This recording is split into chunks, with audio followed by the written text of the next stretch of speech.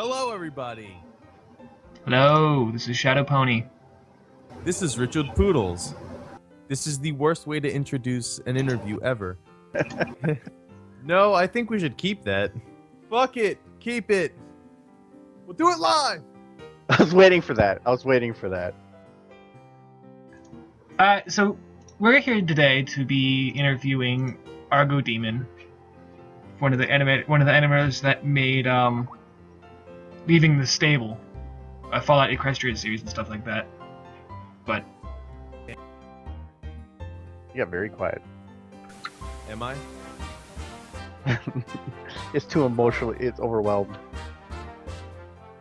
I'm sorry. I get loud.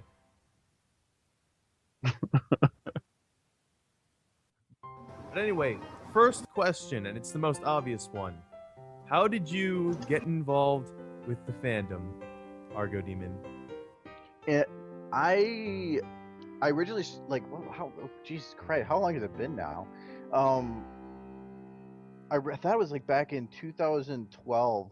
I started watching the series, but I really didn't do much besides just I watched all the episodes, and that was pretty cool, and then went about my life. But it was at the beginning of 2013 is when I started getting more involved with it, and I decided that there's too many awesome people that make cool stuff, so I decided to give the 3D animating thing a try. Did not expect it to go as well as it has, but yeah, it was just a shot in the dark that worked out pretty well. I'd never done it before, so it was You learned at SFM after you became a brony, right? yeah. So what was? Yeah, it was. Sorry. No, it was just within the first couple of months of really what I would consider to be joining the fandom. Because it was January of 2013 is when I considered it. I joined it, and then probably 2 months later I started SFM. So how was the learning process like? Was it difficult for you, or did you have some sort of background in computer animation before then? My background before that was in web development. So no, I had zero. I've done photography stuff, and I've done very, very minor video editing, but 3D animation, never did it before. But I really just started out by just trying to copy things that were out there to get an idea for it, because being creative is hard. And it ended up that I just, even right off the bat, right when I started SFM was when the new models came out, the ones that we're still using, that were way higher quality than the ones prior. And so I kind of caught everything in a good little niche where things were just starting to jump up in quality, and I was just starting to learn, which helped a lot. But I watched hours of tutorials. I spent lots and lots of time trying to figure out how to get better, and years later I'm still doing it. So you didn't learn on 'cause I thought you, with how good your content is, I thought you had at least some sort of experience in Blender or 3D cinema or something like that. No, my first animation I ever did, it's on my YouTube, is I took this one little plane. Hello. I took this one little plane from MMO I used to play way back that I converted the model for, and I just have it fly through a mountain, and it is so janky, and it took me all of a Saturday to do. And that was my first animation I ever did, and it was after that I started doing YouTube stuff. I think that one of the first ones I did after that has 400,000 views for one of my first ones. So it was just, I feel like I just got lucky. I didn't know what I was doing when I started, and I guess I had a knack for it. It just came natural to you? Yeah, kind of. I mean, a lot of it is when you're starting out. I had no idea how to use the software. Now a lot of it is second nature, and getting to that point. Now I can feel like I can actually do the stuff I want to do, but it took me 2 years to get to that point.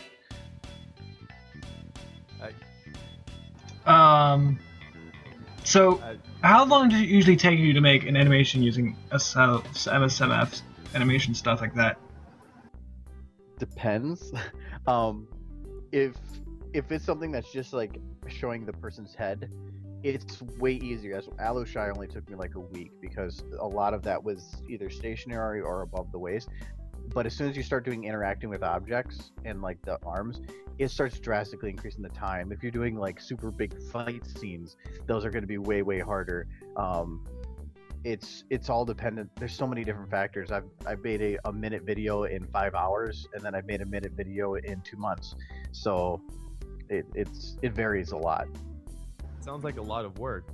Like, do you have like sketches beforehand, or is it just like an idea of what you want to see that just happens to turn into an SFM? I can't draw for anything. I'm planning to start doing a little bit of more storyboarding beforehand because some of the stuff I'm coming up with is a little bit more complicated.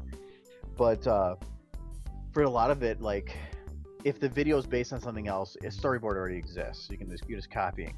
But a lot of it, otherwise, if I have an idea for a shot, I can just kind of within a couple of minutes throw it together in a very rough manner and see how it looks without having to do too much detail.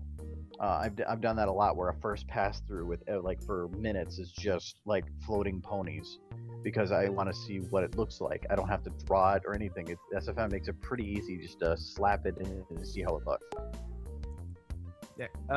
I ask because people like me who know next to jack shit about computers and animation and 3D animation, they kind of assume that it's this very intricate process that requires a whole lot of planning, a lot of storyboarding, and a lot of drafting, and then after all that, then that's when you start animating, and then you start adding in the sounds and stuff. Well, it depends. Like I've had for like the Fallout, the Leaving the Stable video, a lot of that when I was going through there before I even started any of the animating, I was like building up scenes and everything. I spent like 2 weeks before even doing anything with that, just building shots that for the areas I wanted to put the actors in. But then but I work a lot where I like to do it hands-on. I don't like to do much planning, so I have an idea in my head and I'll just open it up and start it. And you can jump around. You could say that this isn't working and then go back to storyboard. There's so much flexibility. There's no structure. It's however you want to make it. And so if you don't want to storyboard it, really, it helps, especially if you're going into something that's like 7 minutes long or something really complicated. But if you're just making a 30-second video, just start throwing things down there, especially when you're starting out. Just start playing with it. The more important part is getting used to the software, getting accustomed to it, than I feel any of the planning. Yeah, I think that happens a lot.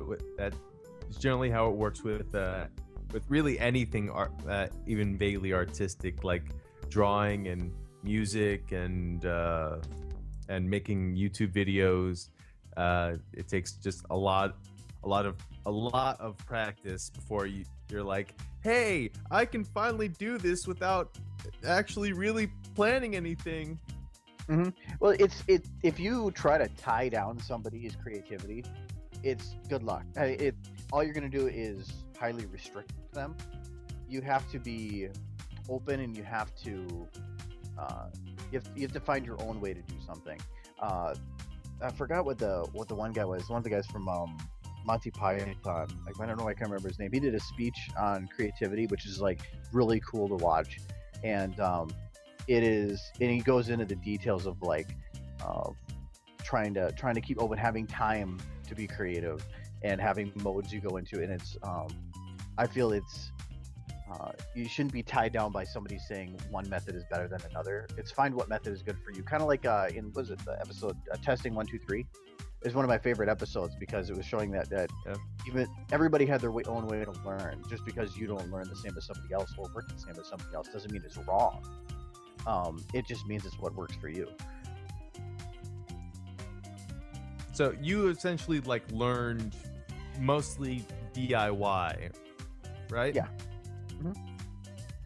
So is that the same kind of advice you would give to like if someone like younger than you, who maybe like doesn't who has the vaguest idea of playing around with SFM, is that the advice you would give to them? Just be creative. Yeah, that's one of the reasons I like SFM. I think is great because if you go into like Open Blender or Maya, it's intimidating. There's a lot of stuff going on there. And while a lot of people say it's easier to animate, well, yeah, but it's a professional software. But like SFM is a game to me. It actually feels more like a video game, and it's fairly simple. You can go out there and there's lots of people that are learning, or you can find somebody out there that learns and works a similar way to you, and watch how they do the thing, and learn from them. You don't if you're in Blender, there is like, oh well, there's no, you have to do it this way. No, and here you can kind of do it the way you want to do it. If somebody's starting out though, like I jumped right into animating. I really didn't do any pictures beforehand, which I shouldn't have done. But I actually recommend that people do pictures first because animating is just a series of pictures.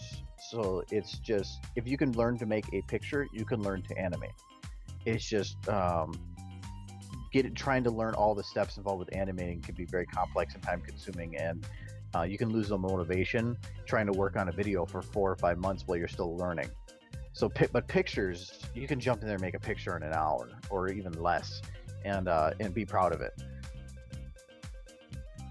So would you, speaking of like Blender or Maya, like do you think that like most, if not at least some of the stuff you've learned in SFM would be like transferable to that, or do you think that it's just a little bit too complicated versus the simplicity of SFM? Well, I think I mean the difference between the two is the interface. Really, they're both animating software. So if you can learn to work with one, like if you can learn to work in SFM, it's not like the skills you gained there aren't going to be useful, or you're not going to be able to transfer them somewhere else. I mean, I've never really worked with my own Blender in terms of animation, so I can't really speak in terms of like what I know on there. But it's like the riding a bike thing. Just because you've learned to ride one bike, like a BMX, doesn't mean that like if you go into like a speed bike, you're not going to know how to use it.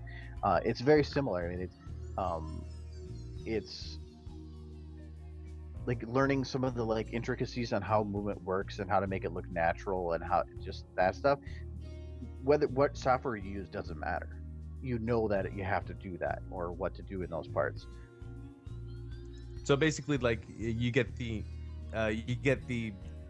artistic and creative side down in SFM. You can, if you can work around. What you're saying is you can work around the technical aspects of those software, and it will pretty much be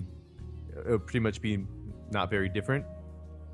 Yeah, well, I think in terms not just simplicity, but like if you go and open up Blender or Maya and you open up a new file, you're in just like a big empty area, and then like there's nothing. Even if you load up a model, it doesn't look right to you. But in SFM, like you can have pre-made maps. You have tens of thousands of models that you can get. I mean, I think right now my library is like 39 to 40,000 models. But even when you just first get it, it has like all the stuff from TF2. And you can easily get a lot of other games. They're all free DLCs. You can get content from Portal and Left 4 Dead for free, even if you don't own it. There's a DLC for it, and so you can go and make things. Because animating is one thing, but being able to place it in something and that makes sense or that looks nice, that's a whole other story. And SFM has all those. You have tens of thousands of models that you can get. I mean, I think right now my library is like 39 to 40,000 models. But even when you just first get it, it has like all the stuff from TF2. And you can easily get a lot of other games. They're all free DLCs. You can get content from Portal and Left 4 Dead for free, even if you don't own it. There's a DLC for it. And so you can go and make things, because animating is one thing, but being able to place it in something and that makes sense or that looks nice, that's a whole other story. And SFM has all those resources, so you can go and make something like that. And you can, once you start figuring out what resources exist, you can start combining them and like making like Frankenstein creations that become something else. So remember, kids, just spend 2 years Googling and going on YouTube, and you can make your own Luna's Banishment. Or leaving the stable animation and stuff like that. Well, to me, there's a big difference between those two videos. Luna's Banishment was to me was a rush job. There was a lot of problems with that video, but it was a rush job to me. There was some of it where I was just like, whatever, good enough. But like leaving the stable was one where that wasn't just the animation, but all the scenes were custom, like completely built manually. I constantly went back and forth changing up camera angles over and over and over and over again to make things fit better. I did post-processing on it. There was all this editing I did for special effects, but on Luna's Banishment, I just like put it out, changed the contrast, and like thumbs up. It was good. I was, when I put that out, I was almost embarrassed to put it out because I thought it was so bad. And it has turned out quite the opposite. So It turned out to be your most popular, or at least most well-known work. yeah, so far, yeah. That it's interesting that was a rush job. That was a rush job to you. As I know filmmaking for the most part, and some of the greatest films ever made, they were essentially rush jobs, like Wizard of Oz, Blade Runner. Like these, like they're great movies, but like if you were like there involved in the actual making of it, like it was a nightmare. There's no one would want to work with each other. Everything was falling apart. The equipment wouldn't work. Everyone was a bitch. And well, and I've told people when they're starting out that it's not the quality of the animation that matters as much as it is being creative on it. If you put in good camera angles, a good story, you can get away with fairly poor animating skills and make something good.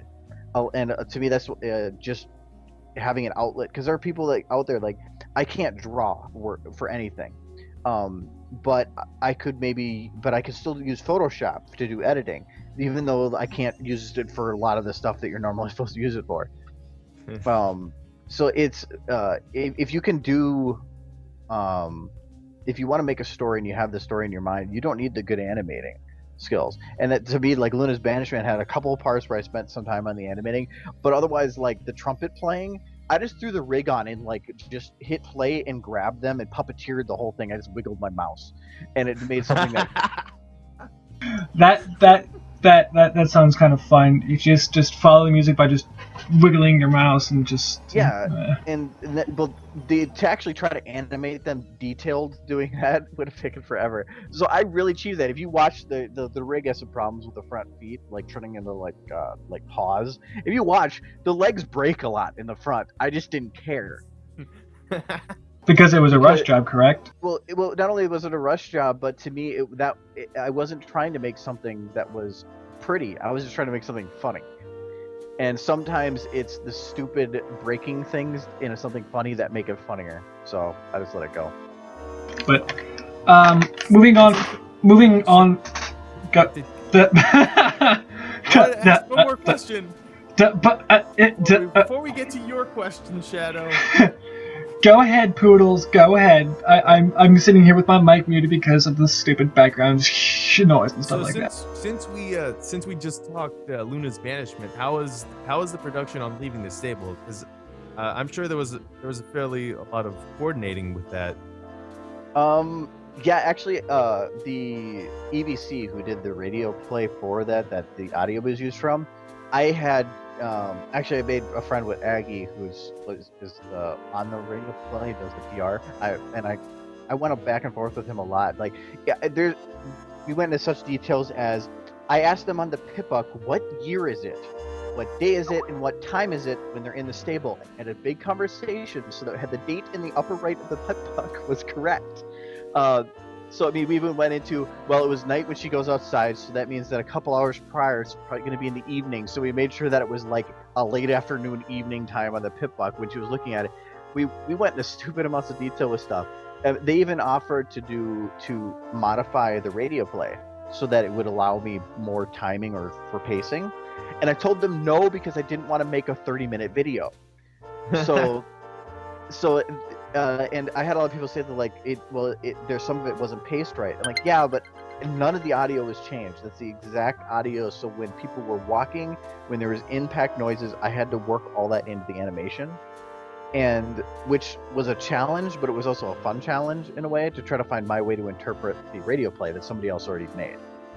And it just shows, I think, some of the quality of the radio play too, that I was able to take something, and I think I only added 2 noises, and that was like a pip buck turning on because I chose or pip turning off. I chose at that moment to have it beyond the light, and I can't remember what the other noise was, but I know there was 2 through the whole thing. So all the sound effects, everything they did, and I was able to work with it and make it work, which I think is awesome. So they essentially laid the groundwork for you to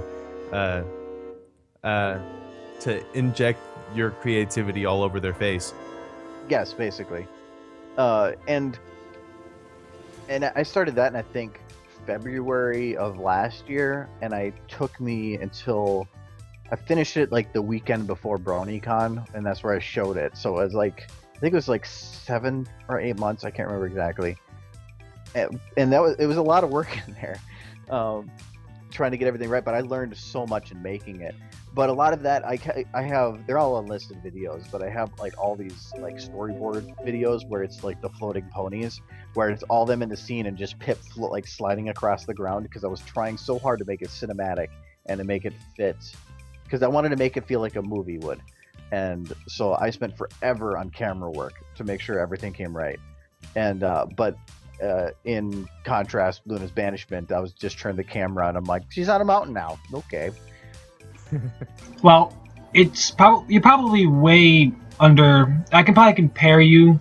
Well, no, you are like under. You know the creators of Lullaby for a Princess, right? Yeah, that's Silly Philly, right? Yeah. I can compare their work to yours, but their work is more of a hard, difficult challenge than yours. It seems like you have it more easier than they had when they made it.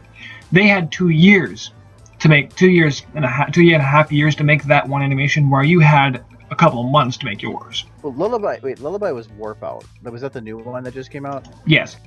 Okay, because is that a group or was it just one person? That was a group effort to make that one animation. That's Okay. that's where I think would have been the most difficulty, just working with different people. Yeah, the most I've ever done with working with people is modelers.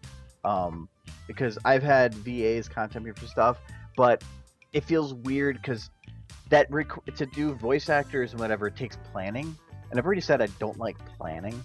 So like I do want to, one of the things I've wanted to do and I plan to in the near future was I wanted to start making trailers for popular film fictions, and because I think there's a lot of good stories out there, so, and I wanted to like bring them to life, but that requires like a lot of planning and voice actors, which is very intimidating. So in terms of that, I do plan to try to work more towards a team thing, not really much a team, but working with other people to make content.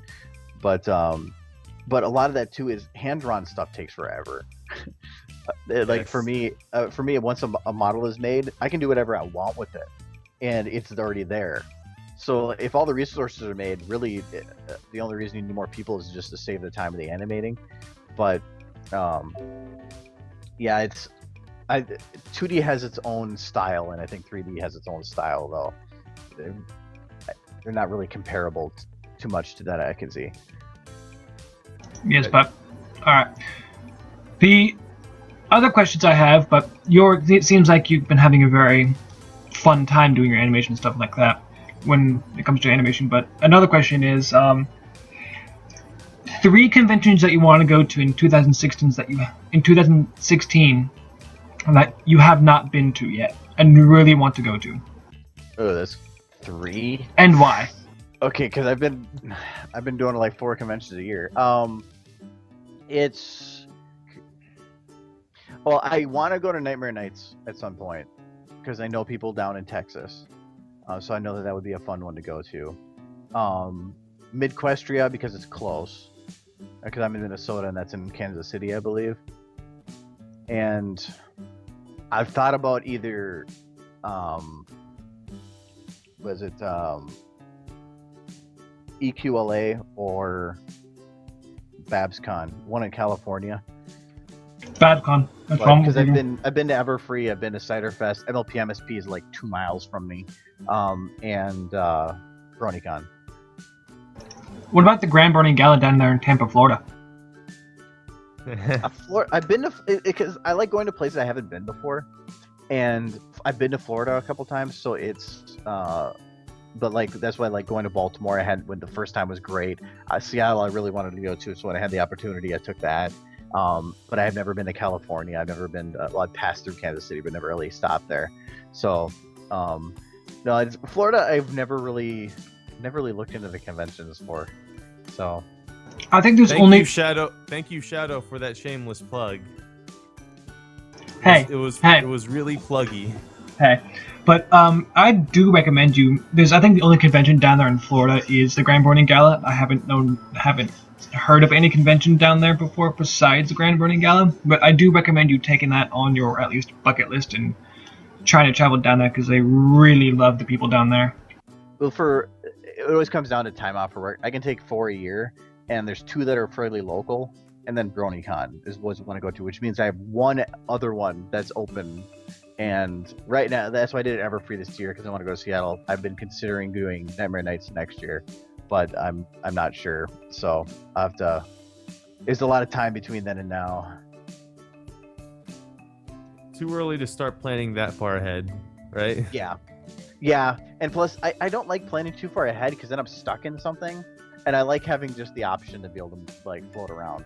So I know with flights and stuff, it's the only reason I need to plan anything ahead of time.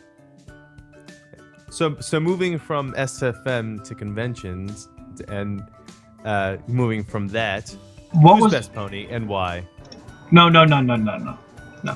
3 best ponies and why? Oh, 3 best ponies. Oh, 1 is hard enough. In order. That in order, and that includes background ponies as well. And then give your reasoning and who you'd ship them with. No, I've always been a Rainbow Dash fan. Clearly. Mainly because. Clearly, it's stated in your profile picture on everything you have. Well, maybe. No. And I like Dash mainly because it has nothing to do with the sports horse or whatever. It's the loyalty bit. I always thought that was one of the most endearing traits with friends. I'm a Fluttershy. I'm a Fluttershy fan. I really adore Fluttershy and kindness and stuff like that. Yeah, she's not in my top 3 though, so I'm sorry. I know. Suck it, Shadow. Shut up, Poodles. I know where you live. It's also Rainbow Dash is because one of my favorite fics is Australia, and that one is Rainbow Dash is the main character through it, and I love the character that they made her in there. So that helps too. I've almost gained favorites off of the way that characters write the fanfic authors write the characters more than the show, to a degree. But for the ones after that, that's really tough. Because it's hard to say just 2 because I have a long list of ones and reasons. If I had to narrow it down, I really like Fallout, but out of a lot of the characters in all of it, one of my favorites is actually Rampage from Project Horizons. Which I don't know if you've read Project Horizons at all. I haven't even finished. I'm not even 200 pages into the first Fallout Equestria. I can't even find her. Well, Rampage is just she's a character in Project Horizons that's basically immortal. But the way that the character develops through the story, I think is awesome. I really love that character.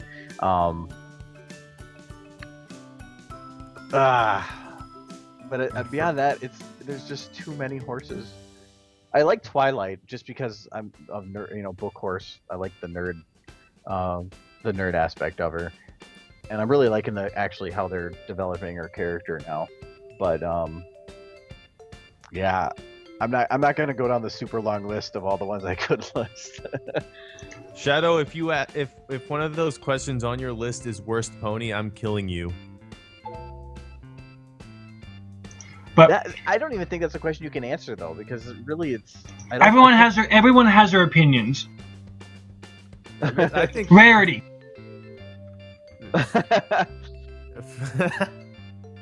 So I think that worst pony is ironically the worst question, because like They're for probably me, I personally love all the ponies. Picking a worst is kind of like it's like sort of like saying, you know, Well, what blowjob did you least like, or which triple cheeseburger did you dislike the most? Yeah, I think it's the question that's wrong. A lot of the times, it's even when it says comes to who's best pony. I think it's more of like which do you prefer or who do you relate to. But there's so many other questions that come up to it. Best and worst are like, I feel, an impossibility to really answer. Another question I have is spoiler. The season 5. How do you like it, and what episode do you like? Spoiler. Oh, So season far. 5. Like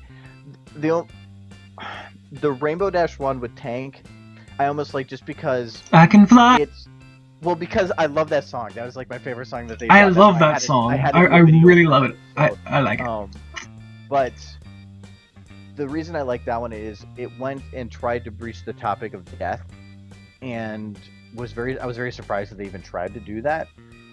Though it did kind of show that if somebody is leaving you, if you become a terrorist, and you wait a couple months, they'll probably just come back. But so That's that's an interesting interpretation.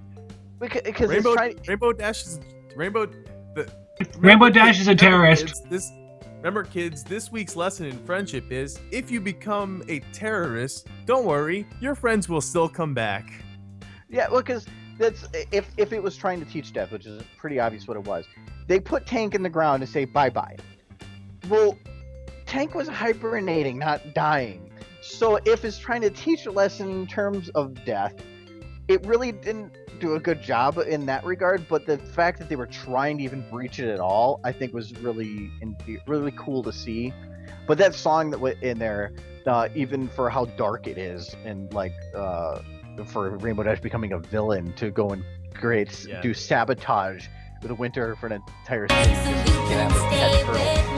If you've ever had a pet though that you've had to say goodbye to, you can understand why she did it. So everybody's had that kind of moment in regard. But that episode is probably one of my favorites of season 5. But the last episode that was played, no, maybe not the last one, the one with Pinky, with going on Party adventures Poop. to yak. Yakistan. We watched at a brony meet in the area with the YouTube subtitles, and it was one of the most hilarious things I've ever seen. So yeah, that one almost is the top of the list just because of that experience with the group. Yes. But It is a really funny episode. watch it with the YouTube auto subtitles. It's quite entertaining. I have not done that yet. That's interesting. I've learned two things: watch episodes with the auto YouTube subtitles, and watch them at half speed.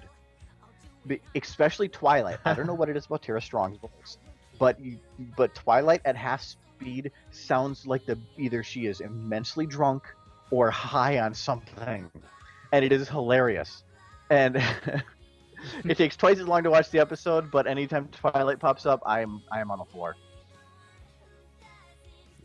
Yeah, because we bronies really like those YouTube captions.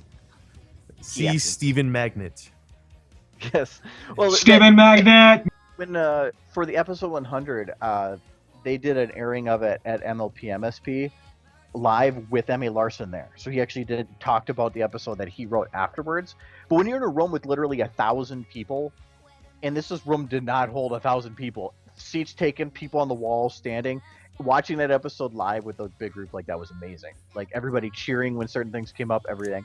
But yeah, Larson was talking about all the bits, and he brought up the Stephen Magnet thing, and I didn't even actually know about that until he explained actually why he put that in there. But yeah, it's been that is the original character name wasn't Stephen Magnet. It was just Sea Serpent. mhm. But it said Stephen Magnet in the YouTube captions, and everyone went Stephen Magnet. It just became Stephen Magnet, which is now Yeah. canon now. I don't know if anything from that episode could be considered canon, though. There were so many things that were just thrown in there for the purpose of being fan service. Yes. But the M.A. Larson did say that episode, he actually thought the episode was a bad idea to do. It was Hasbro's idea to make it, and so which is completely. I thought that was him wanting to do it. It wasn't until after he started writing it that he's like, okay, actually, we can make this really cool. But Hasbro's the one that wanted to make a Brony episode, and I think that was really neat that they wanted to even consider that at all. So then the question, speaking of the 100th episode, I have to ask, of the background ponies, which one did you like seeing the most in there? I really like the way that, because I'm a Doctor Who fan, I really like the way that they portrayed the Doctor in there.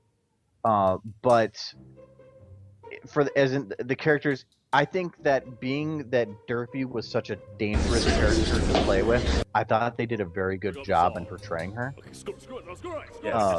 Because that was a very dangerous territory for the walk-in. I mean, they were even very careful not to have Vinyl talk. But the fact that they had Derpy talk and it actually went so smoothly, I think that was really cool. So, to me, it'd probably be Derpy just because of how well they did the character. Shadow, did you have any more questions?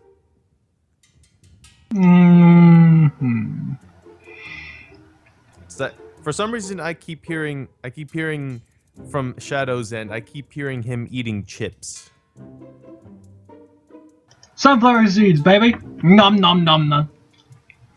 But Oh, okay.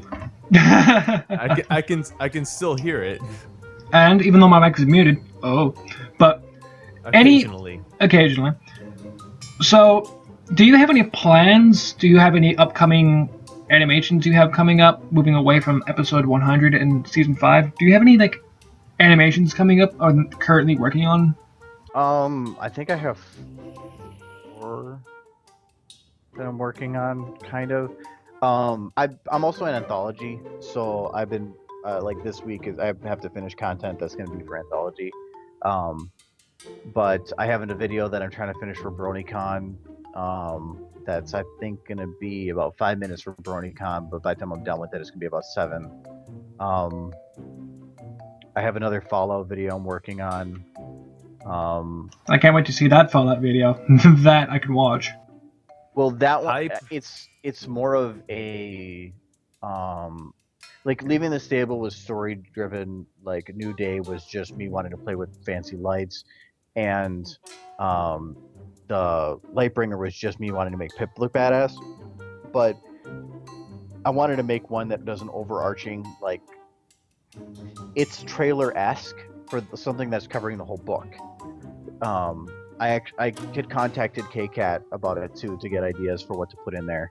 Right now I'm just waiting for some models to become available, and I want to get back working on that. But I mean, I have that I started. There's a Luna one that I started, but I put it on hold because of Lullaby for a Princess, and so there's a lot of videos that came up that were similar. So I put it on hold, and I'll just finish it later. I have a lot of stuff started. It's just I rarely go back and finish anything. So, but yeah, that's the ones that I'm really wanting to do. But once the one for BronyCon's done, usually like I'm gonna do like I did last year, where I usually put out like a poll on DeviantArt with a bunch of video ideas I have, and say which one do you want to see, and then whichever one wins the vote is the one I work on. Yeah, it's like the old joke. Daddy, what does procrastinate mean? I'll tell you when you're older. Oh, because I just assumed that was a text, and it was like. Do you have anything, Argoni? Argodaemon. Argodaemon, do you have anything to say? Anything to ask us, basically? Not that I could think of. I think I've just got about everything. So I think we would assume you would ask, "Who are you people?" Oh yeah, why'd you invite me to this call? I mean, no. Because you are awesome.